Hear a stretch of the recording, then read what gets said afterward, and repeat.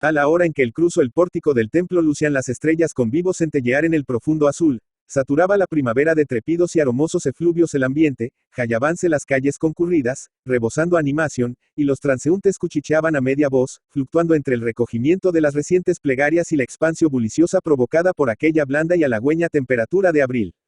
Eran casi las 11 de la noche del Jueves Santo. Entróse a buen paso mi héroe por la iglesia, en cuya nave se espesaba la atmósfera, impregnada de partículas de cera e incienso.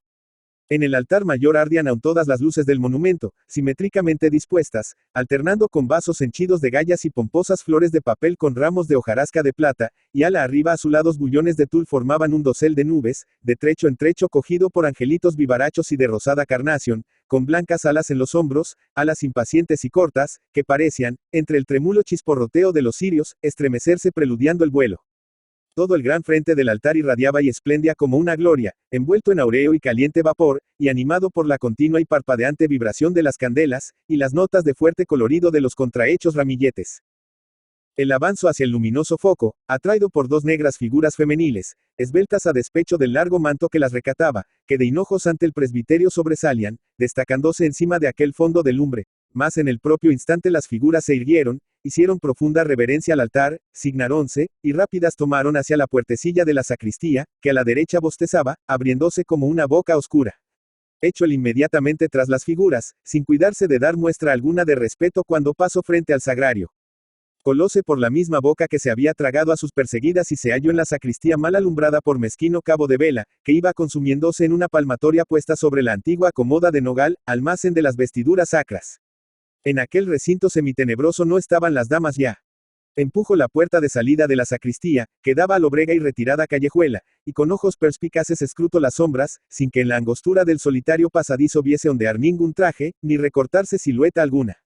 Era evidente que se había perdido la pista de la res. Las fugitivas tapadas llegando a las calles principales, confundiéronse, sin duda, entre el gentio. Tras un minuto de indecisión, mi protagonista, a quien me pléis llamar Diego, encogióse levemente de hombros, y desanduvo lo andado, pero con menos prisa ya, no sin que otorgase una mirada al lugar y objetos circunstantes.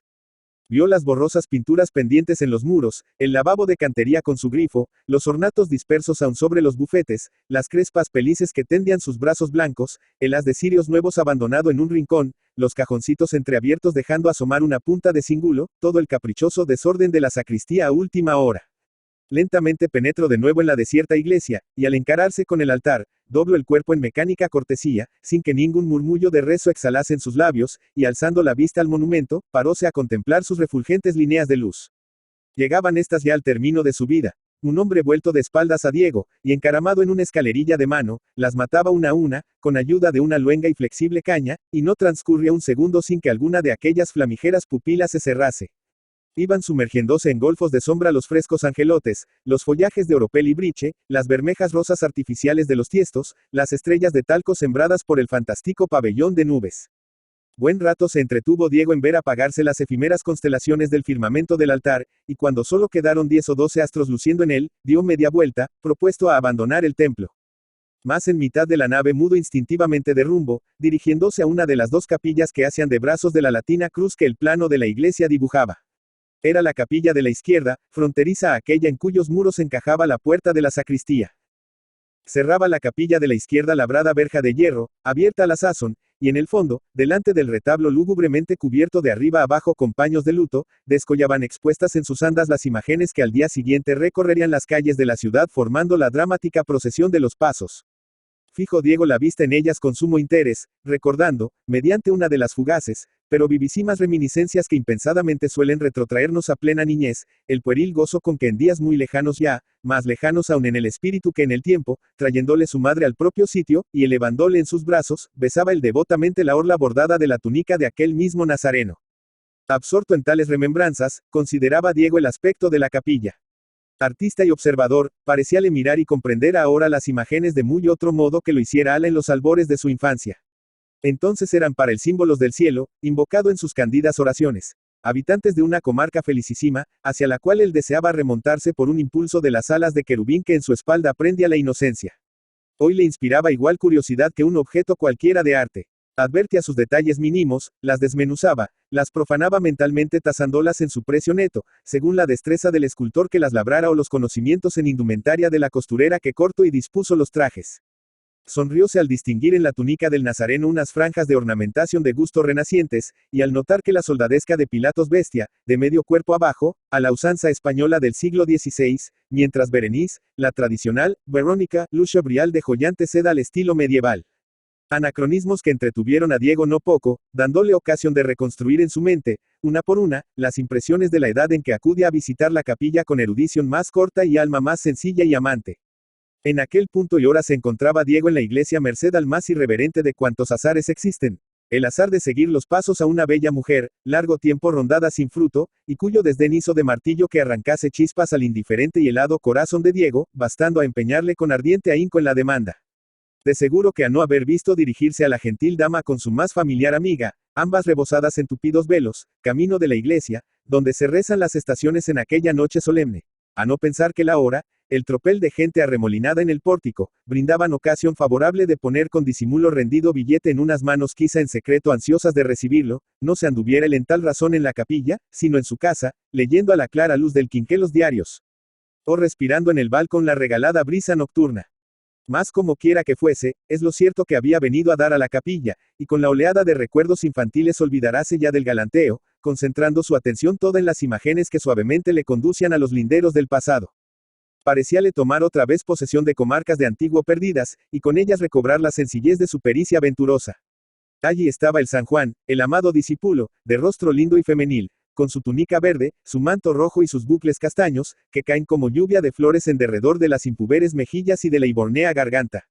Allí, la Virgen Madre, pálida y orlados los ojos del dolor, tendidos los brazos, cruzadas con angustia las manos, arrastrando luengos lutos, trucidado por 7 puñales el pecho. Allí, la Verónica Pía, de arrogante hermosura, cubierta de galas y preseas, recamado de oro el rico velo de blanquísimo tisú, turbado el semblante con lástima infinita, presentando el limpio pañuelo que ha de enjugar el sudor de la sacro santa faz. Allí, los verdugos, que en otro tiempo hacían a Diego temblar de horror, los sayones, de torvas cataduras y velludas fisonomias, de chatas frentes y cuerpos color de ocre, ostentando en la cabeza duro capacete o aplastado turbante, desnudo el torso, señalando con violentas actitudes la recia musculatura de sus fornidos brazos, tirando de las sogas o apretando, amenazadores, los iracundos puños.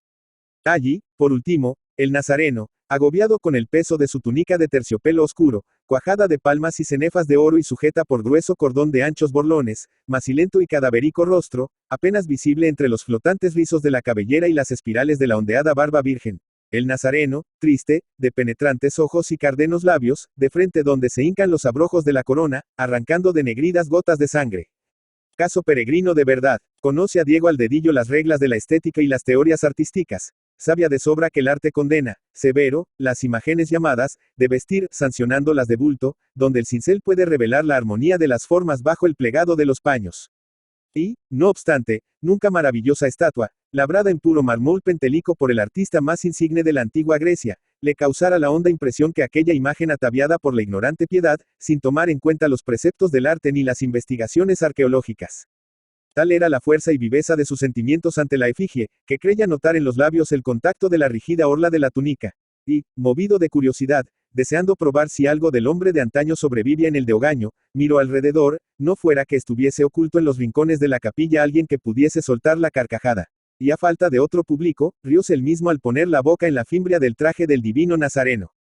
Alzóse, y a manera de disculpa, se alegó a sí propio que también los que en edad varonil vuelven al jardín donde, infantes, jugaron, gustan de esconderse en los bosquecillos como solían, por renovar el recuerdo de las alegres horas de ayer.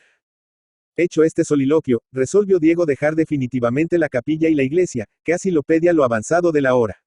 Consagro la postrer mirada a las imágenes, cuyas vestiduras, al reflejo de la lámpara colgada de la techumbre y a la flava luz de 2 altos blandones fijos en las andas, destellaban oro y colores, y, sin hacer genuflexión ni acatamiento alguno, pasó la verja.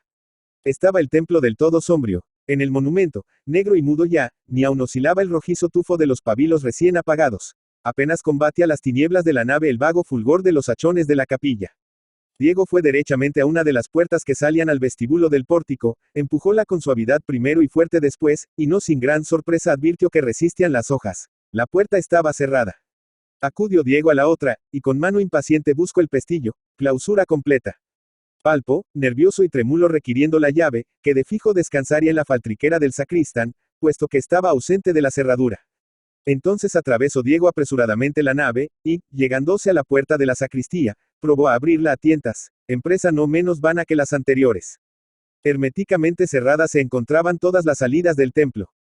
Hizo el mancebo ademanes de despecho y enfado. Su situación era clara, preso toda la noche en la iglesia. Mientras se embebecía en la contemplación de las imágenes, el sacristán, menos soñador y distraído, se recoge a saborear la colación en familia, cerrando bien antes. Diego torció y mordió con enojo su mostacho y meneó la cabeza, como diciendo, vamos a ver, ¿y qué hago yo ahora? Medito varios expedientes, y ninguno tuvo por aplicable. ¿Podría acaso, con sus vigorosos puños, forzar las cerraduras de las endebles puertas interiores? Pero le detendría la fortísima exterior del pórtico, o la no menos resistente, aunque más baja, de la sacristía por la parte de la calle.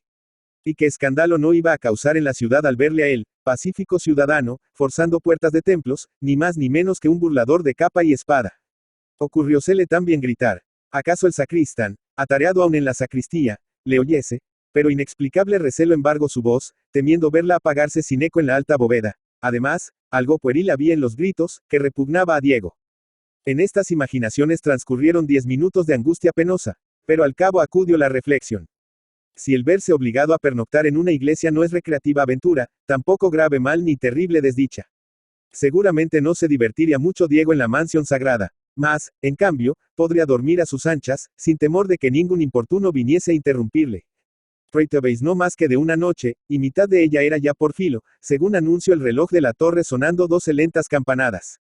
Faltaban para la aurora, en aquella estación del año, 5 horas apenas, que bien podían dormirse en un banco, por duro que fuese. Antes de la del alba vendría el sacristán a franquear las puertas, a disponerlo todo para los divinos oficios, y entonces catate a Diego libre y volando a su casa, a tenderse entre sabanas delgadas y limpias, a dormir hasta las 11 y a levantarse después para ver cómo sentaba la negra mantilla de fondo al talle de su perseguida beldad. Todo este raciocinio hilvanó el magín de Diego en un abrir y cerrar de ojos. Y pararon sus cálculos en resignarse y acogerse, atraído por las luces, a la capilla del Nazareno. Ardían más amarillentos que nunca los cirios, soltando goterones de cera derretida, que a veces callan, y con rebotes sordos se aplastaban en los palos de las andas de las imágenes. Reinaba, visible y palpable casi, el silencio. Diego se sentó en un banco, recostando la cabeza en la rinconada que formaba la saliente de un confesonario, y el crujido del duro asiento, al recibir el peso de su cuerpo, le sonó extrañamente. Trató de dormir, pero no acertaba a cerrar los ojos y recogerse para conciliar el sueño. Estorbábale mucho la absoluta tranquilidad del recinto, tranquilidad que agigantaba hasta el chisporroteo de los blandones. Aquella callada atmósfera estaba llena de cosas inexplicables e incomprensibles, que Diego percibía sin embargo. Quejas ahogadas, silabeo de oraciones en voz baja, grave salmodia de responsos, abrasadores lágrimas de arrepentimiento, sofocados suspiros flotaban en el ambiente como seres incorpóreos, como moléculas del incienso evaporado en el aire, como átomos de mirra quemada ante el ara. Dijérase que las almas de cuantos allí imploraron del cielo paso perdón se habían quedado cautivas en el círculo de los altos muros de la capilla. Diego se dio a creer que menos le turbarían acaso los siniestros rumores de derruido templo ojival donde mugiese el viento, silbase el carabo y la corneja graznase, que el perfecto reposo de aquella iglesia moderna. Y la aprensión más singular de cuantas le asaltaban, la más rara idea sugerida por el misterioso silencio, era la de figurarse que no se hallaba, solo. Por mucho que combatiese tan ridícula suposición, no podía arrancarse de la mente el pensamiento de que allí había alguien, o, mejor dicho, mucha gente, muchos ojos que le miraban atentos, muchos cuerpos vueltos hacia él. Sacudió la cabeza, pasóse repetidas veces la mano por la frente, que comenzaba a arder. Reclinóse de nuevo en el ángulo y probó a dormirse. Pero no es dado gozar el bálsamo del sueño a quien más lo solicita. Antes suele huirnos cuando lo invocamos para aplacar la excesiva tensión de nuestros nervios y las tempestades de nuestro espíritu. Cerrados los párpados, no se disipó la indefinible zozobra de Diego. Parecíale oír tenues oscilaciones del aire, pisadas muy quedas, vagos murmullos, balbuceos trémulos, chasquidos leves, suave crujir de ricas estrofas, ráfagas de viento empujadas por manos que se tendían para acariciarle o cortadas por armas que descendían para herirle. No pudo sufrir más. Mal de su grado se le despegaban los párpados violentamente retraídos por sus músculos tensores. Miro. Las imágenes se erguían, inmóviles, en las andas. Los ciriales alumbraban en paz. Diego respiró ampliamente, increpándose a sí mismo. ¿No se reirían poco mañana sus compañeros de mesa de café si cometiese la simpleza de contarles cuán extrañas sinfonías entonan a las altas horas de la noche las capillas desiertas? Tranquilo ya, recorrió otra vez con la vista las efigies todas, y, cautivado, detuvóse en la del Nazareno. Era esta la que más próxima tenía, veíala de frente, y de costado a las demás. Consideró primero el traje y después el macilento rostro. Y volvió a notar lo convencional del criterio estético, observando el efecto sorprendente de realidad de los ojos de la imagen, que eran de cristal, ni más ni menos que los de los animales disecados. Fuese que la luz de las velas se quebrara en ellos de modo especial, fuese que la densa sombra de la abundosa cabellera les prestase reflejos de agua profunda, el caso es que los ojos tan pronto despedían centellas como semejaban a Diego velados por turbia cortina de llanto. Hasta llegó un instante en que de los lagrimales a las flacas mejillas creyó Diego, asombrado, deslizarse unas gotas, que, al llegar a la negra barba, se quedaron frescas y relucientes como el rocío en la tela de araña campesina. Sintió impulsos de levantarse y contemplar de cerca el prodigio, mas al punto se calificó de necio rematado si tal hiciese. No creía en lo sobrenatural, y mejor que admitir que llorase un nazareno de madera tuviérase a sí propio por demente y visionario. Sus ojos, deslumbrados por los hachones, y no los de vidrio de la imagen, eran causa del fenómeno. No obstante, mágica fascinación prende a sus pupilas a aquellas otras pupilas llorosas y mansas. Una especie de estremecimiento magnético le hizo temblar de frío, y quiso dirigir la visual a otra parte. Imposible, los ojos del Nazareno no buscaban con empeño tal, preguntaban tan imperiosamente, que era fuerza contestarles. Por vida de Diego. Lo que procedía era irse derechito a la efigie, mirarla de cerca, tocar su rostro de palo, sus ojos de cristal, y reírse después. Sí, esto era lo sensato, lo cuerdo, lo que cualquier hombre que tenga cabales sus potencias opina a las 12 del día, después de almorzar y fumando un cigarro. Pero a igual hora de la noche, sin haber cenado, cautivo en una iglesia solitaria, en compañía de un nazareno al que alumbran cirios, es verosímil que el mismo hombre hiciese lo que Diego.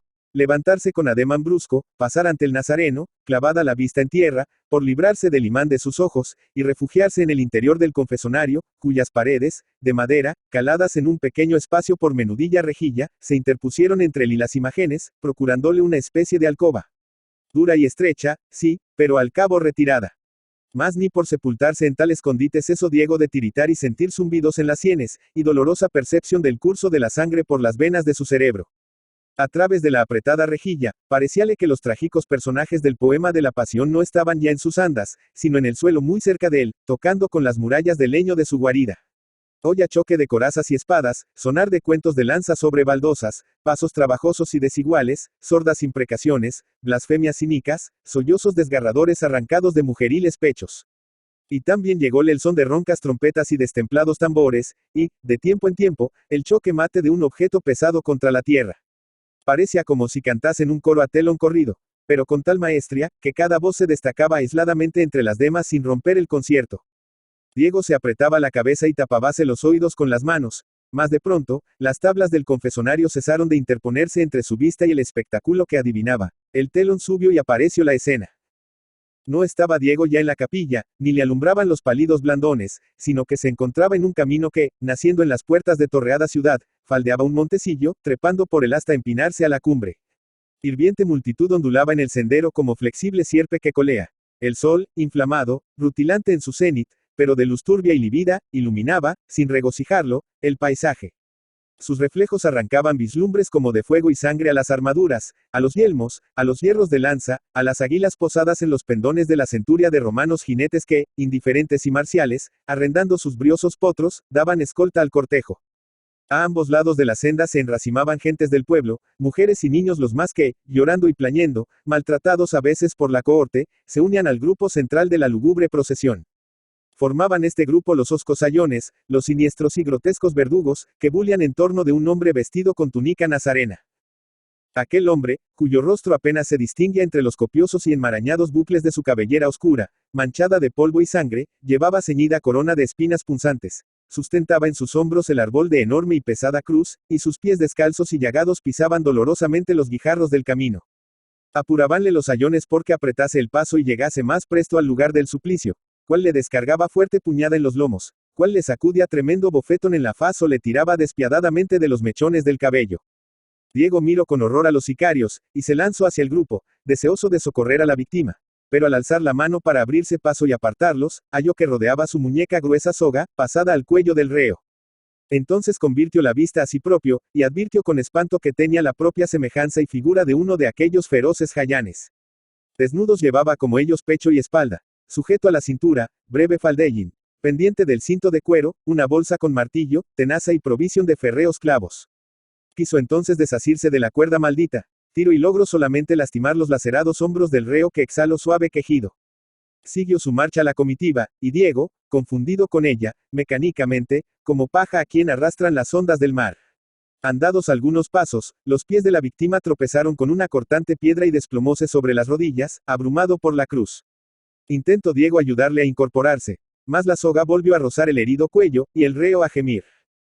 Haciéndose cada vez más agria la cuesta, más grave el peso, aun vaciló y cayó, pero se sostuvo en las palmas de las manos. Y entonces, como echase atrás la cabeza, apartaronse los descompuestos bucles y quedó patente el rostro maltratado y escupido, los dulces labios marchitos como pisoteada flor, la bella barba horquillada y rizosa, la candida frente claveteada de espinas, los serenos abismos de los ojos, que con ternura y paz miraban en torno de sí.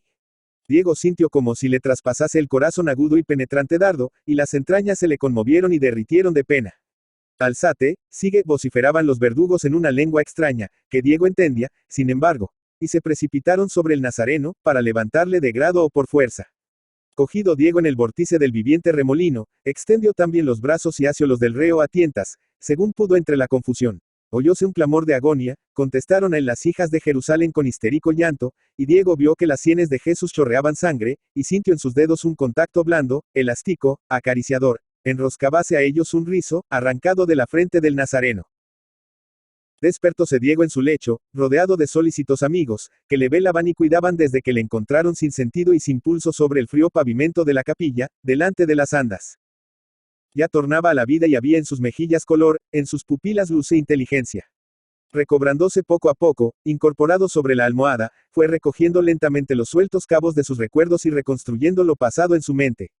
Ensanchó el pecho, respirando con desahogo, y murmuró: ¡qué pesadilla!